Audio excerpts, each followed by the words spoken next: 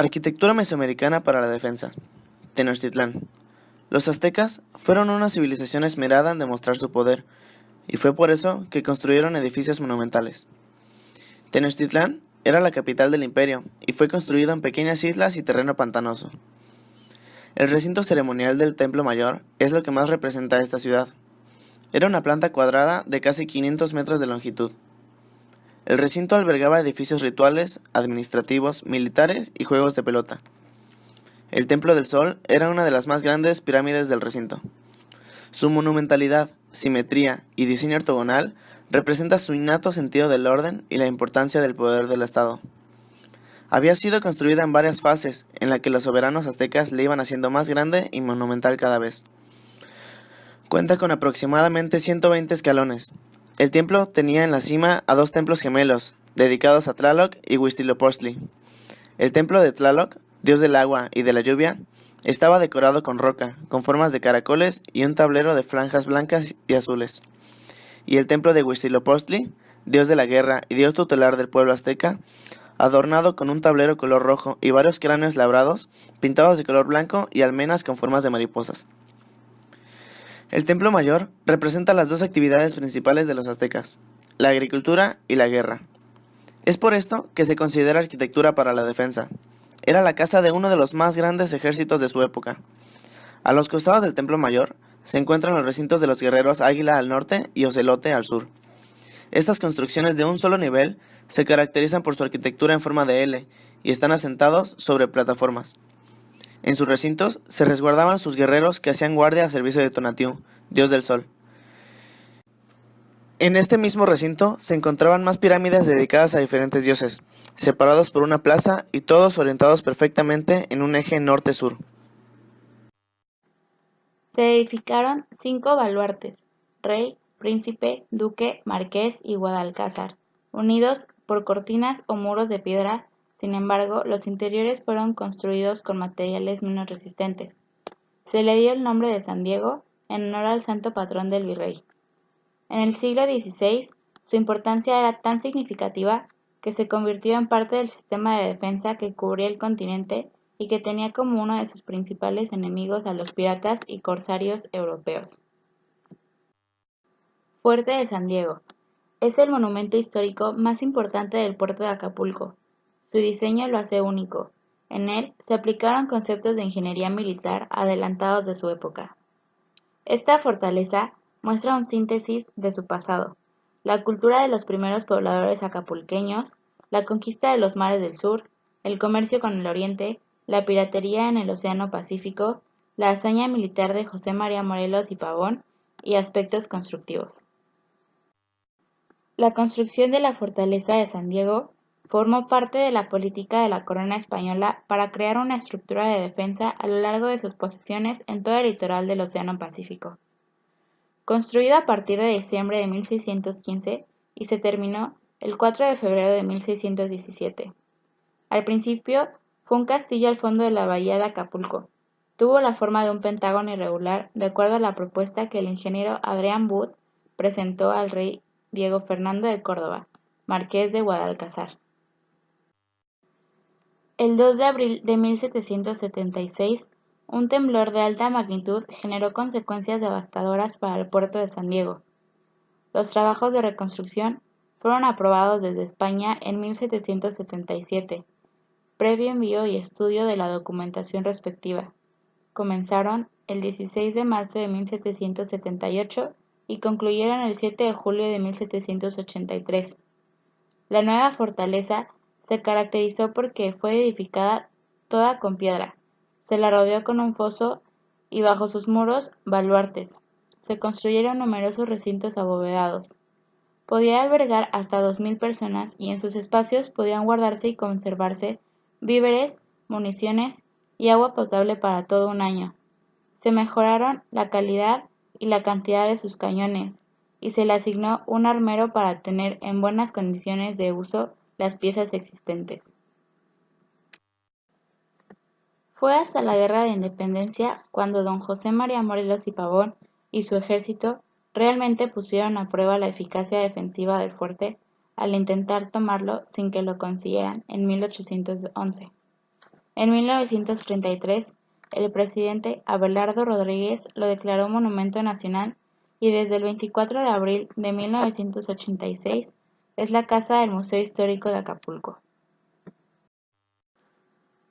Fuerte de San Miguel. San Miguel está ubicado en el Cerro Bellavista, cerca de donde se ubicó una hacienda con el mismo nombre. Este fuerte es un gran ejemplo significativo para la arquitectura de Campeche. Se usó principalmente en las luchas en las que se vio inmersa esta ciudad a lo largo del siglo XIX. En la actualidad, se exhibe arqueología maya de Campeche, en donde hay varias piezas de diferentes ciudades mayas y en donde destacan las de Calakmul. Con la finalidad de reforzar la defensa de la villa de San Francisco de Campeche, se inició la construcción del reducto de San Miguel, gracias a un proyecto presentado por el ingeniero Agustín Crame en 1779. Después de haber sido construido, fue modificada su traza original por el coronel de ingenieros Juan José de León, quien en 1801 incluyó dos baluartes que sobresalían en el lado de tierra con la finalidad de proteger la puerta. El edificio es de una planta cuadrada rodeada de un foso en donde se aprecian dos puentes, el durmiente, que está hecho de mampostería, y el levadizo, que es de madera. Del lado tierra están presentes dos pequeños baluartes custodiando la puerta, el cuerpo de guardia, los alojamientos para la tropa, los almacenes de víveres, el pretechos y la cocina están en los cuartos que rodean al patio central del aljibe. Sobresale un pasillo de acceso en forma ondulada que servía como sistema defensivo porque así evitaba la entrada franca del enemigo, al igual que los proyectiles. La entrada está hecha de cantería y es de forma rectangular rematada por un triángulo. En la parte superior tiene explanadas y parapetos, así como garitas que servían de albergue a los vigías, dos del lado tierra y uno del lado del mar.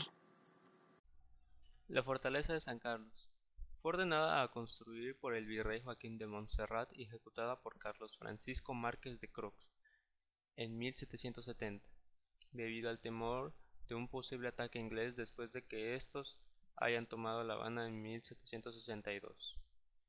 El virrey Joaquín de Montserrat solicitó el apoyo de la corona para organizar la defensa ante el posible ataque.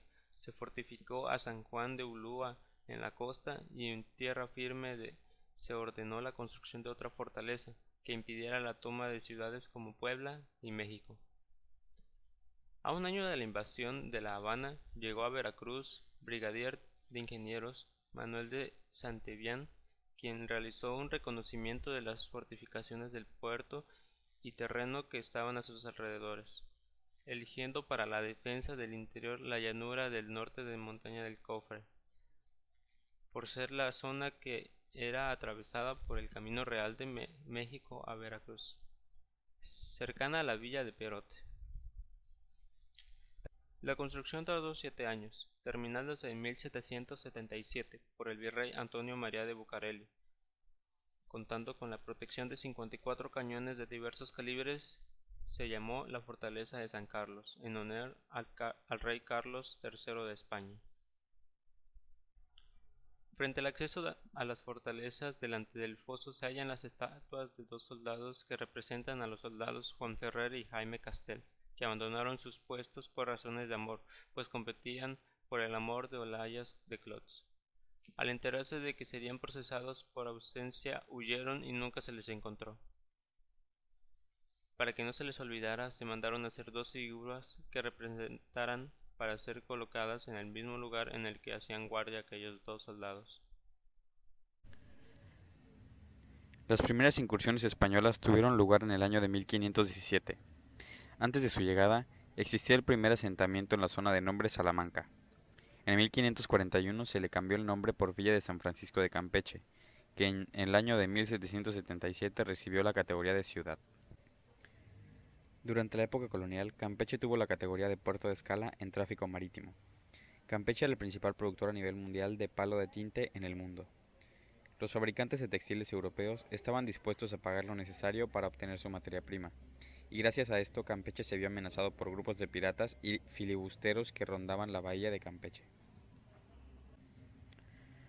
Ante la situación que no mejoraba, El gobernador de la época, Farías Salazar, dijo iniciar las primeras fortificaciones hechas de cal, carito y azotea.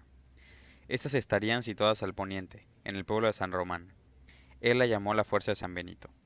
Se ubicaba a las orillas del mar, compuestas por 2 terraplenes principales, de las cuales tenía 16 troneras para artillería.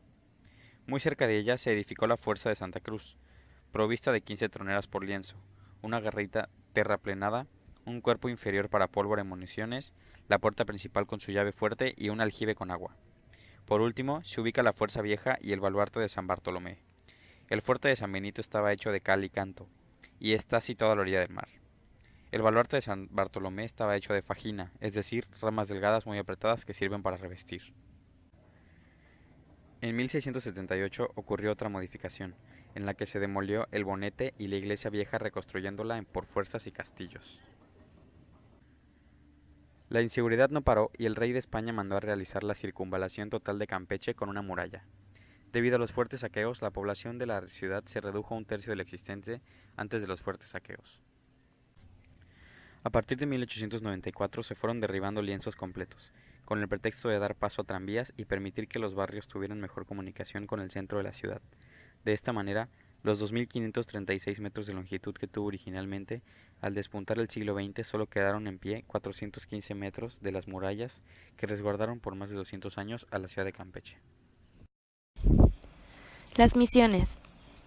Misión es el nombre que se le dio a una organización socioeconómica establecida por los españoles para colonizar los territorios. Una de las actividades de los misioneros al llegar al nuevo continente fue la de erigir iglesias y conventos. Estos simbolizaban la casa de Dios pura ante las personas recién adoctrinadas. Así los misioneros, apoyados por guías locales, seguían ríos, atravesaban llanuras, cerros, registraban sitios y les ponían nombre.